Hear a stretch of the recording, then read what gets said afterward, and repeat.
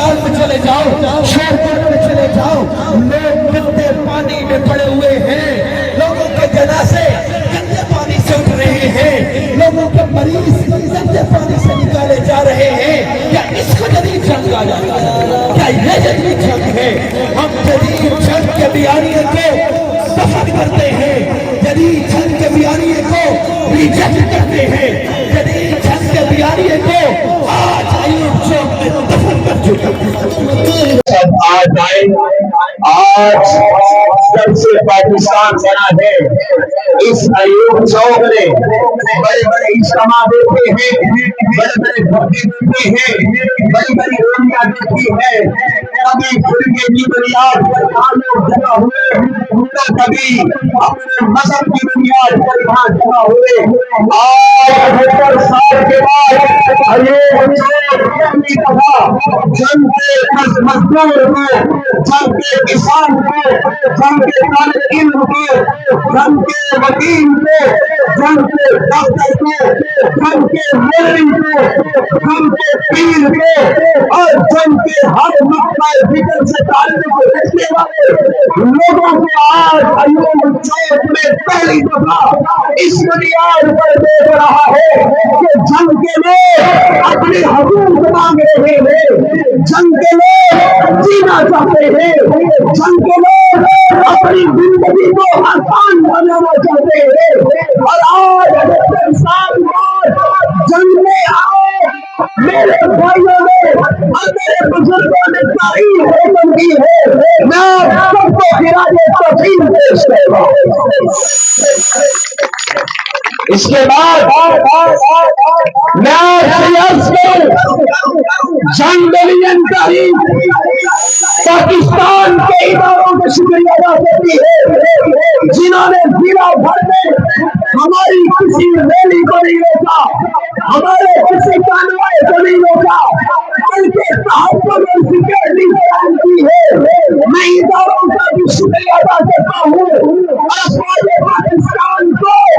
اس موقع پر خراج تحسین پیش کرتا ہوں۔ لوگوں کا جگر خراب، جوتے خراب، طرح طرح کی بیماریوں میں مبتلا، اور تم کہتے جنگ جدید ہے، جنگ کو تم اگر جنگ کی سین ہے تو تم پختہ کرتے،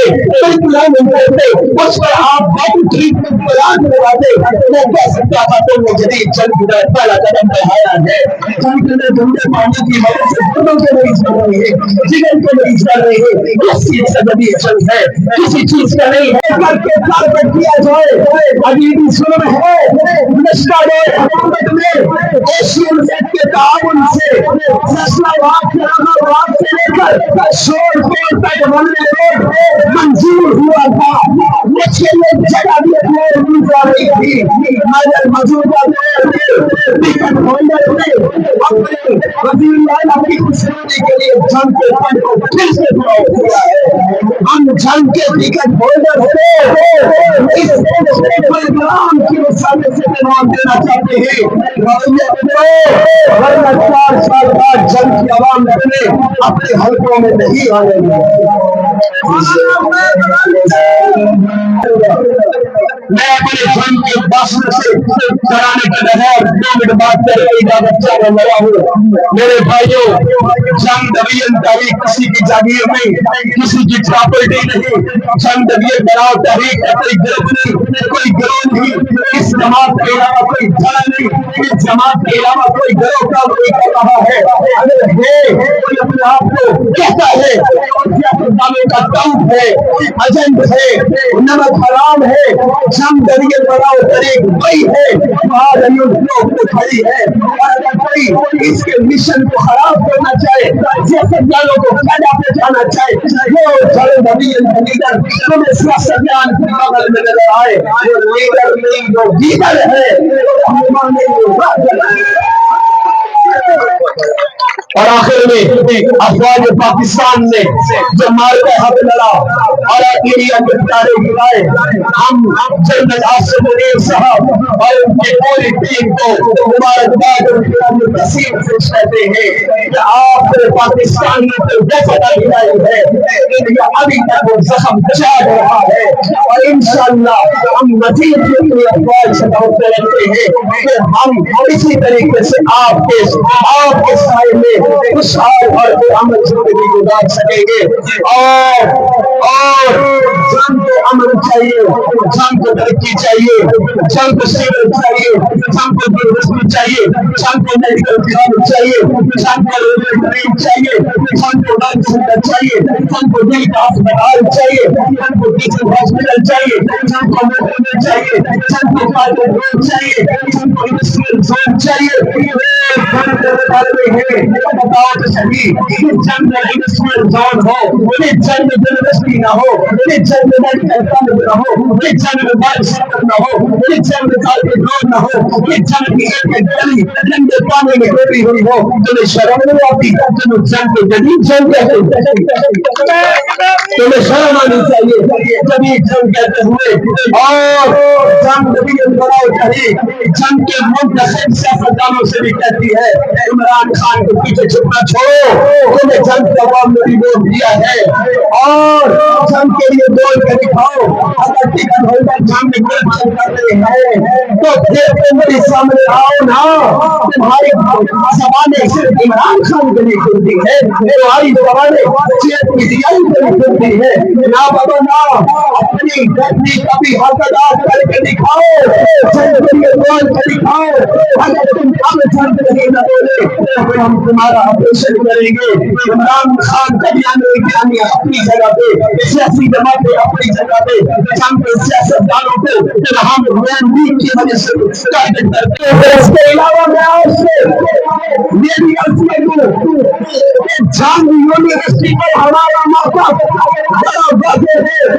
کہ جو MLA جنگ سے ووٹ لے اور یونیورسٹی جنگ سے باہر لے جائے اور جنگ کا مخلص نہیں ہے،